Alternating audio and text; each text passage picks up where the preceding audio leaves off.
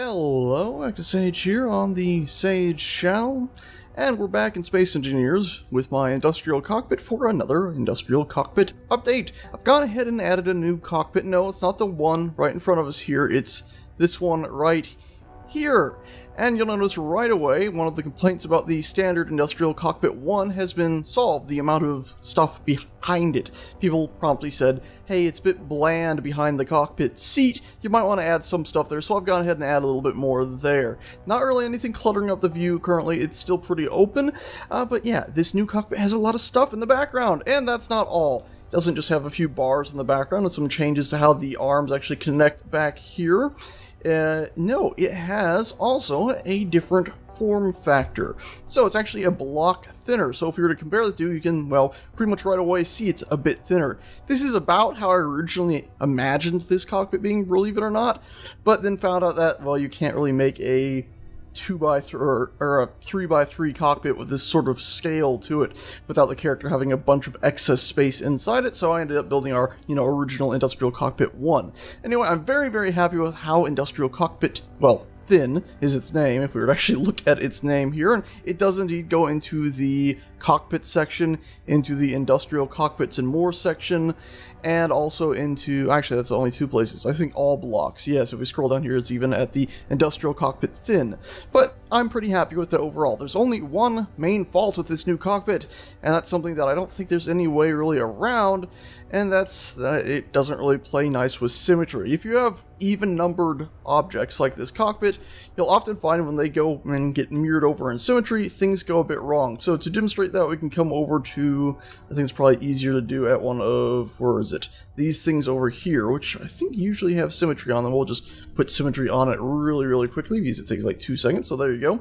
And you can see that if we were to try to paste our new cockpit down onto it, well, right away we have some, well, rather notable issues there where it's trying to mirror them in all sorts of silly ways. So if we were to just try to put it down right on top of here, yeah, you can see it gets offset a bit. And there's no easy way to fix this as far as I know. Maybe there is and I'm missing it, but as far as I know, there's no easy way to fix this. So just let it be a warning that if you use this cockpit, turn off symmetry mode before you place it in, or you're probably going to have some offset oddities such as this. When it comes to connecting it in also, there are some changes that you might want to be made aware of.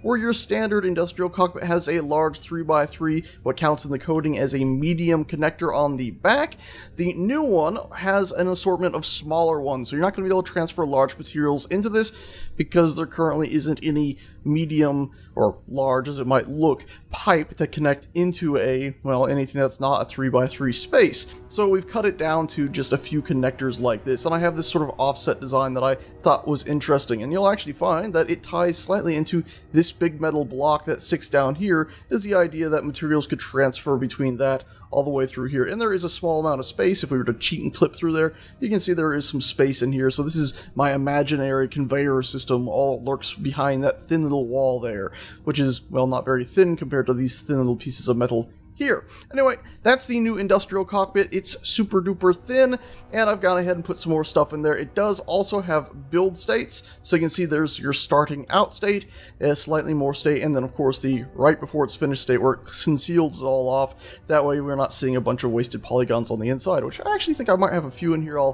might delete. So if you see a tiny update to this, that's just because I've cleared those out.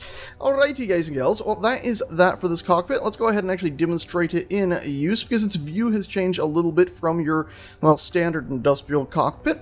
So let's hop into this one, and as you can see, this is a standard 3x3. You got a decent view to your left, decent view to your right, a fair amount of excess space in here. That's alright, I believe. And then we hop into this one, and it actually feels instantly a bit more cramped. In fact, it almost feels like there's less of an easy view out. I am planning to have other Industrial Cockpits where, well, this metal bar in the middle that sometimes seems a bit annoying will be moved about a little bit. One thing you'll notice, though, is the metal bar right here, it feels like it's right in front of you. You can see there it's a little tiny bit below the center point of your view. If you hop into this one, well, it's a little bit tiny, it's a little bit lower than it was previously. So the overall, well, shape has changed a bit from the inside because we've moved the front of it back a little bit too. It still takes up the full 4 blocks though, because there's no easy way to account for it just clipping into it a little bit. Anyway, let's go ahead and fly this ship around so you can actually feel how it feels. Oh, and by the way, you can look a little bit more farther back to your right because the window itself reaches back farther behind you to the right. Bit useful, I found. And then straight down you actually can see now, right between your legs, you have a complete opening there now, so you can see everything down there. Let's go ahead and head down to the planet, and you'll actually be able to see some of this in motion, as well as, of course, more of its coloring things, and see what those look like down there. There we go, down on the planet, and as I said, you can see that everything, just like the other versions, can indeed be colored, and the coloring does look, well, relatively nice, with some minor darkening issues on the fabric when you get really dark colors. Overall, I'm very happy with this. Very, very happy with it. You'll even notice I bumped some of the metal here back. Instead of just having bars here, I did bump the actual metal back a full chunk. Very, very happy with it. Anyway, let's go ahead and show it in action. And while I'm flying it about, so you can get an idea of what it actually looks like while you are in the cockpit of it, and it's actually a very odd view, isn't it? Of course, you can rotate your view around and see that you can see quite a bit. As I was saying, while we are flying this thing about, I'm going to go ahead and read out some new patrons.